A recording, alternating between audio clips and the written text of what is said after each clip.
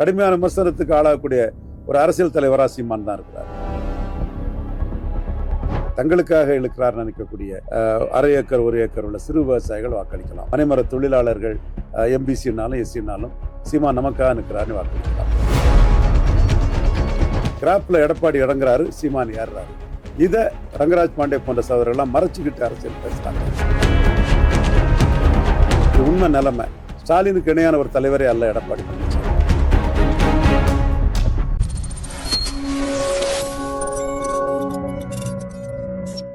கண்ணாடி வாய்ஸ் நேயர்களுக்கு வணக்கம். இன்று நம்மோடு இருப்பார் அரசியல் அமைச்சர் ரவீந்திரன் துரைசாமி அவர்கள். வணக்கம் சார். வணக்கம் தம்பி. அதே சமயம் ஆடு மாடுக்கு மாநாடு நடத்துறதா சீமான் சொல்லியிருக்காரு. எப்படி பாக்குறீங்க? Super super. அவர் ஒவ்வொரு தமிழ் விவசாயிகள் மனசுல இடம் பிடிக்க நினைக்கிறாங்க. ஆடு மாடுன்னா தாஸ், கோனார், கரையாளர், யாதவ், கோன் இந்த மக்கள் தான் பண்ணுவாங்கன்னு இல்லை. ஆடு மாடுங்கிறது எல்லா சமூக மக்களும் பண்ணக்கூடியவர் தான். எல்லார் வீடுகள்லையும் ஆடு மாடு உண்டு. இந்த ஒரு முத்திரையர் கிராமத்தில் போனால் அந்த கிராமத்தில் ஆடு மாடு இல்லாத முத்திரையர் விவசாயி யார் இருப்பா? உடையார் கிராமத்துக்கு போனால் ஆடு மாடு இல்லாத உடையார் விவசாயி யார் இருப்பா? நாடார் கிராமத்துக்கு போங்க, எல்லா நாடார் வீடுகள்லையுமே ஆடு மாடு இருக்கும். எங்கள் வீட்டிலாம் பெரிய வைக்கோல் படப்பே இருந்தது, மாடு எல்லாம் நிறைய இருந்தது. ஸோ ஆடு நாங்கள் வளர்க்கல, பட்டு ஆடு வளர்க்கக்கூடியவங்களும் எங்கள் உறவினர்கள் இருந்தாங்க. அப்போ எல்லா தமிழ் சமூகமும் ஆடு மாடு வளர்க்கக்கூடிய இதில் தான் இருக்காப்புல. ஸோ ஆடு மாடு வளர்த்தலில் ஆடு மாடுக்கு தேவையான தீவனங்கள் ஒழுங்காக, அதாவது இயற்கையான தீவனங்கள் ஒழுங்காக கிடைக்கலங்கும் போது சீமான் மேய்ச்சல் நிலங்கள் திராவிட கட்சிகள் ஆட்சியில் அபகரிக்கப்படும் போது அந்த மக்களுக்காக, ஒரு ஆடு மாடுகளுக்காகன்னு தான் சொல்கிறாரு. என் பாலை குடிக்கிற, எனக்கு புல்ல தர மாட்டேங்கிறேன்லாம் கேட்குறாரு. அது கொஞ்சம் நல்ல அருமையாகவே இருக்குது. பட் ரியாலிட்டி அந்த ஆடு மாடுகளை வைத்து பொருளாதார வளர்ச்சி அடையப்படும் விவசாய சமூகம், எல்லா விவசாய சாதியும். இப்படி இந்த கல்ல இருக்கிறது எல்லா விவசாயிக்கும், ஒரு அரை ஏக்கர் நிலம் வச்சிருக்கிற ஒரு பிராமண விவசாயிக்கும், அரை ஏக்கர் நிலம் வச்சிருக்க முஸ்லீம் விவசாயிக்கும் வருமானத்தை பெருக்குமோ அதே மாதிரி இது ஆடுகள் செழிப்பாக, மாடுகள் செழிப்பாக வளர்றதுக்கு இயற்கையான தீவனமான புல் கொடுக்காம அரசு கெடுபிடிகள் இதெல்லாம் பண்றதை எதிர்த்து சீமான் ஆடு மாடுகளுக்கான போராட்டம் பண்ணி ஆரம்பிச்சிருக்காரு. அத்தனை விவசாய சமூகங்களுக்கும் ஆடு மாடுகளை வீட்டில் வளர்க்கும் அத்தனை சமுதாய மக்களுக்குமான ஒரு போராட்டம். வித்தியாசமா இப்படியெல்லாம் ஒரு போராட்டத்தை பிரபாகரன் மகன் சீமானால தான் எடுக்க முடியும். ஏன் அப்படி எடுக்கிறாரு? ஏன்னா இது அரசியல் ஈடுபடுமா? இது சில பேர் நகைச்சுவையாக பேசுறாங்க. ஆடு மாடெல்லாம் மாநாடு வச்சா ஆடு மாடு தான் வருவாங்களா, இல்லை மக்கள் வருவாங்களா அப்படின்ற மாதிரி நிறைய அரசியல் விமர்சனம் கொஞ்சம் நகைச்சுவையாக பேசுறாங்களே. இது பேசுறது தான் சீமானுக்கு லாபம். இப்படி ஆடு மாட்டுக்காக சீமான் பேக்குறான்னு சொல்லும் போது 10 பேர் நகைச்சுவையா பேசினா பரவாயில்ல, இல்லை 100 பேர் பேசினா பரவாயில்ல, ஒரு 30 பேர் அதை ஓட்டா கொண்டு வந்துட்டானா அது லாபமாயிரும். அதுல தான் சீமான் இருக்கிறாரு. எதிர்க்கிறவன் 1000 இருந்தாலும் ஆதரிக்கிறவன் 500 இருந்தாலே 500 ஓட்டு ஆயிடுச்சு. அதுதான் சீமானுக்கு வீகம். இந்த கால்நடைகளை வச்சு என்ன அரசியல் செய்ய போகிறது? இதில் மக்கள் இதெல்லாம் பெருசாக யாரும் கவனிக்க மாட்டோம், பொருட்படுத்தவும் மாட்டாங்க. அன்றாடவங்களுக்கு நிறைய வேலை வாய்ப்பு இந்த மாதிரி பிரச்சனைகள் தான் இருக்குது. இதை ஏன் இப்போ பேச போகிறாரு? இது மக்கள் எதுவும் எதிர்பார்க்கலையே அப்படின்ற மாதிரி தானே சொல்கிறாங்க. அப்படி பேசுகிறவங்களுக்கே வியூஸ் இருக்குமே. சீமானை பற்றி பேசினாலே எல்லா பொதுவான மாடரேட் சேனல்லே நல்ல வியூஸ் இருக்குது. மக்கள் ரொம்ப ஆர்வத்தோடு பார்க்குறான். என் ஃப்ரெண்டு கூட ஒரு பையன் வெற்றி வீரன் யாதவ், அவன் யாதவ் சமுதாயத்தை சேர்ந்தவன். எல்லா யாதவ் குழுக்களும் எல்லா இதுலேயுமே இந்த போராட்டம் பெருசாக உணர்வுபூர்வமாக அவனுக்கான போராட்டமாட்டு அட்டாச்சாகி அதை பண்ணுறான். பொதுவாக கோனார் தான் நாம் தமிழர் ஸ்டைலு, யாதவ்ங்கிறது வடவர்னு சொல்லுவாங்க. நான் வெற்றி வீரன் யாதவ்ங்கிற ஒரு தம்பியே பெரிய அளவு பண்ணுறாங்க எல்லா யாதவ் குழுக்கள்லையும். அன்பு ஒரு அஸ்ட்ராலஜர் ஃப்ரெண்டு, யாதவ் சமுதாயத்தை சேர்ந்தவன், கன்னியாகுமரியில் அந்த கட்டபொம்மன் சந்திக்கிட்ட இது கோயில்களுக்குள்ள பூஜைக்குள்ள பொருட்கள் வியாபாரமும் அஸ்ட்ராலஜியும் பண்ணிட்டு இருக்காப்புல. யாதவ் சமுதாயத்தை சேர்ந்தவர் இந்த போராட்டத்தை பெரிய அளவுக்கு முன்னெடுக்கிறாரு. அவருக்கு கிளைண்ட்ஸு மற்றும் யாதவ் சமுதாய மத்தியில் சீமான் தான் பொருளாதார உயர்வுக்காக ஆடு மாடுகளுக்காக இருக்கிறாருன்னு கடுமையான பரப்புரை பண்ணிட்டு இருக்காரு. நான் என்ன சொல்கிறேன்னா, அது யாதவ் சமுதாயத்துக்காக மட்டும் இல்லை, ஆடு மாடு வளர்க்கக்கூடிய எல்லா சமுதாயத்துக்காக தான் என்னோட பார்வை. ஸோ இது கீழ்மட்டத்தில் இந்த மேல்மட்ட ஆட்களுக்கு தெரியாமல் பெரிய அளவுக்கு இறங்கிட்டு இருக்கு. சீமான் மெட்ரோ வேண்டாங்கிறாரு. நான் மெட்ரோவில் பயணிக்கக்கூடியவன், அப்பப்போ ஏர்போர்ட்டுக்கெல்லாம் எனக்கு மெட்ரோ பயன்படுது. ஆனால் மெட்ரோவுக்கு உள்ள பணத்தை ஒரு ஏழை ஆட்டோ டிரைவருக்கு மகனும் அரசை நம்பி அவன் கேபிட்டேஷன் ஃபீ கொடுக்காம டாக்டர் ஆகிறதுக்கு திறமையான பையனுக்கு பயன்படுத்தணும். அந்த பணத்தை கல்விக்காகவும் சுகாதாரத்துக்காகவும் பயன்படுத்தணும்னு சீமான் சொல்கிறாரு. ஸோ இதை புரிஞ்சுக்கிட்டு போகக்கூடிய மக்கள் தான் சீமானுக்கு ஓட்டு போடுவாங்க. 70,000 கோடியா மெட்ரோவுக்கு போடுறான்னு சொல்லும்போது மெட்ரோ பயன்பாட்டில் உள்ள மக்கள் சீமானை எதிர்க்க தான் செய்வாங்க. சீமானுக்கு ஸ்டைலே அதுதான். மெட்ரோ கம்யூட்டர்ஸ் வந்து எதிர்த்தாலும் பரவாயில்ல, மற்ற மெட்ரோவால் பலன் இல்லாத ஏழை எளிய மக்களுக்கான திட்டத்தை நான் வச்சுருக்கேன்னு இவங்க ஆதரிச்சா போதுங்கிறது தான் சீமான் பண்ணுவார். ஸோ அவருக்கு ஸ்டைலில் தான் பனைமரம் ஏறி கள்ளறக்கறனாலும் சரி, ஆடு மாடு மேய்க்கறனாலும் சரி, சீமானுக்கு ஸ்டைல் தான்.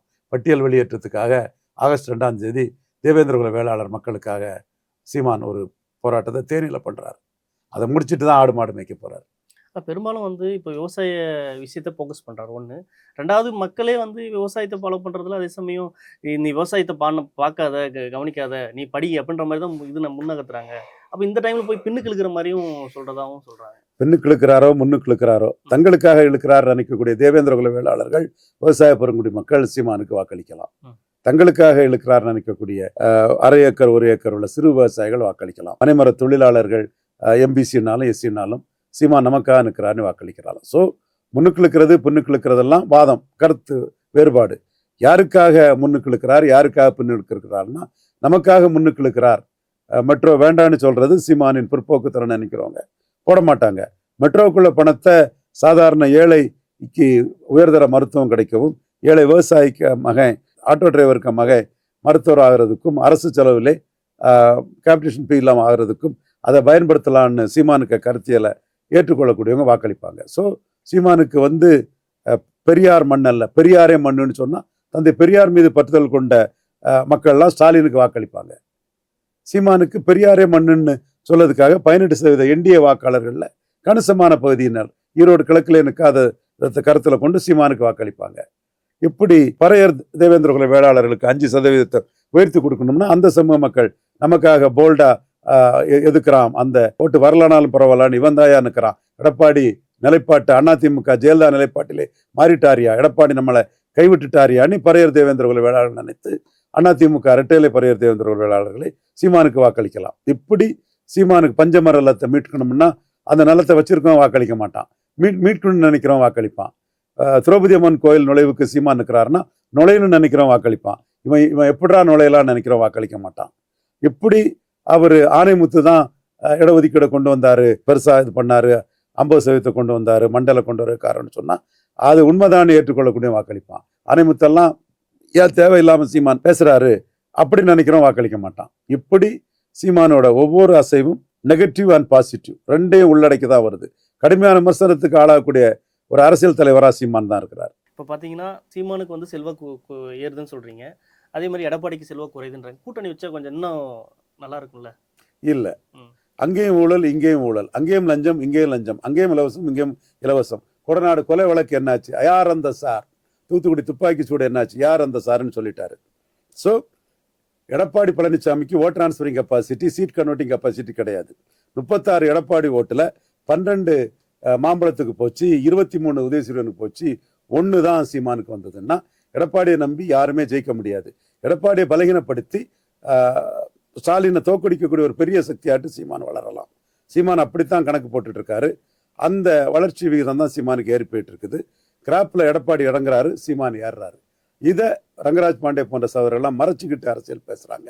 இப்போ அவங்க எக்ஸ்போஸ் ஆயிட்டாங்க. இன்னைக்கு நம்ம பொய்யும் புரட்டையும் அரசியலா சொன்னா மக்கள் பார்க்க மாட்டாங்க. இது உண்மை நிலைமை. ஸ்டாலினுக்கு இணையான ஒரு தலைவரே அல்ல எடப்பாடி பழனிசாமி. அண்ணாமலையும் சீமானும் சேர்றதுக்கு வாய்ப்பு இருக்கா? அண்ணாமலையும் சீமானும் சேர்றதுக்குள்ள வாய்ப்பை மோடி மூலமா அண்ணாமலை உருவாக்க நினைச்சாரு. அதை எடப்பாடி சாதுரியமா நம்ம 3வது பேர் மணி தட்டி பறிச்சிட்டார். 20 பெருசு 8 சிறுசுன்னு பாஜக தலைமையும் 20 கையில் எடுத்துக்கிட்டு அமித்ஷா எடப்பாடியை சிஎம்மா சொல்லிட்டார். அண்ணாமலைக்கு செல்வா கூடியிருக்குன்னு நினைக்கிறீங்களா இல்லை குறைஞ்சிருக்கு? ஏன்னா முருகன் மாநாட்டில் இவர் பேசணுன்னு தான் பயங்கரமா அந்த துண்டை எடுத்து சொல்லிட்டு எடுத்தாங்க. அதை எப்படி பார்க்க? அண்ணாமலை லீடர், மாற்றம் இல்லை. அண்ணாமலை லீடர், தமிழிசை பிரசிடென்ட், நயினாரும் பிரசிடெண்டா லீடரானா அவர் நிரூபிக்கதை வச்சு நயனாருக்கு நான் சர்டிஃபிகேட் கொடுக்குறேன். நயனாரை பற்றி இப்போ கமெண்ட் பண்ண வேண்டிய அவசியம் இல்லை. பொறுத்திருப்போம், அவர் சாதனையை பார்ப்போம். சாதித்தால் சாதித்தார் என்று சொல்லுவோம். அண்ணாமலையின் உழைப்பிற்குரிய 11.4% வாக்குக்குரிய 65 சீட்டை நயினார் நாகேந்திரன் பெற்றுக்கொண்டார். சபாஸ் மிஸ்டர் நயினார் நாகேந்திரன், சாதித்து விட்டீர்கள் நயினார் நாகேந்திரன், சூப்பர் நயினார் நாகேந்திரனை மனதார மோடிக்காக பாராட்டக்கூடிய ஆள் இந்த ரவீந்திரன் துரைசாமி நாடார் என்பதை நான் இங்கு வெளிப்படையாக கூறிக்கொள்ள கடமைப்பட்டிருக்கிறேன். சாதிக்கணும். அண்ணாமலை சாதிச்சுட்டார். 11.4 இருந்தா அவர் பேச்சுவார்த்தை குழு தலைவராக இருந்தா வாங்கியிருப்பாரு. எடுத்து வச்சுட்டு போங்க மிஸ்டர் எடப்பாடி பழனிசாமி. தெரியாதா உங்க செல்வாக்கு? பாராளுமன்றம் வேறு, சட்டமன்றம் வேறு என்றெல்லாம் ஏமாற்று வேலை வேண்டாம். சீமானுக்கு என்ன பிரதமர் வேட்பாளராக இருந்தார்? அவருக்கு கீழ் நீங்கள் புதுச்சேரியில் போகவில்லையா? அவருக்கு கீழ் நீங்கள் கன்னியாகுமரியில் போகவில்லையா? ஏன் விளவங்கோடு இடைத்தேர்தலில் போகவில்லையா?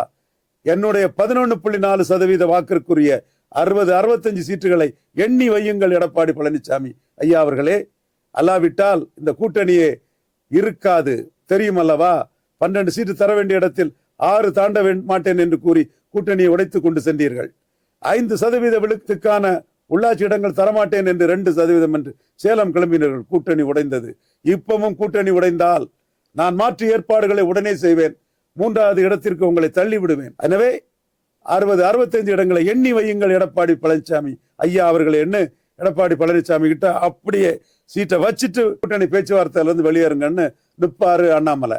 அதே மாதிரி சகோதரர் நயினார் நாகேந்திரன் நின்று அதை சாதிச்சு காட்டிட்டாருன்னா ஷபாஸ் mister Nainar Nagendran, super mister Nainar Nagendran, அசத்திட்டீங்க மிஸ்டர் நயினார் நாகேந்திரன் மனசார பாராட்டும் முதல் ஆளாக நான் இருப்பேன். நீங்கள் தமிழிசை மாதிரியோ எல் முருகன் மாதிரியோ கோட்டை விட்டால் எப்படி பாராட்ட முடியும்? ரவீந்திரன் துரைசாமியின் பாராட்டை பெறுவதற்காக நயினார் நாகேந்திரன் கார்டு பார்கெயின் பண்ணி, நானும் அதிமுக காரன் தான், ஜெயலலிதா அம்மையார்கிட்ட இருந்து வந்தவன் தான், எடப்பாடிக்கு பார்கெனிங் பாய்ச்சாலாம் என்கிட்ட பலிக்காது. என் கட்சி எடுத்த 11.4%. நீங்க என் தொகுதியிலே 3வது போயிருக்கீங்க. கண்டிப்பாக 65 சீட்டு எண்ணி வச்சுட்டு தான் எடப்பாடி வெளியேறணும்னு அந்த பேச்சுவார்த்தை குழுவில் நயினார் சாதிப்பார். சாதித்தால் நயினாரை மனசார பாராட்டுவோம். பல்வேறு அரசியல் சார்ந்த தகவல் பரிந்து மற்ற சந்திப்பு. நன்றி, வணக்கம். நன்றி.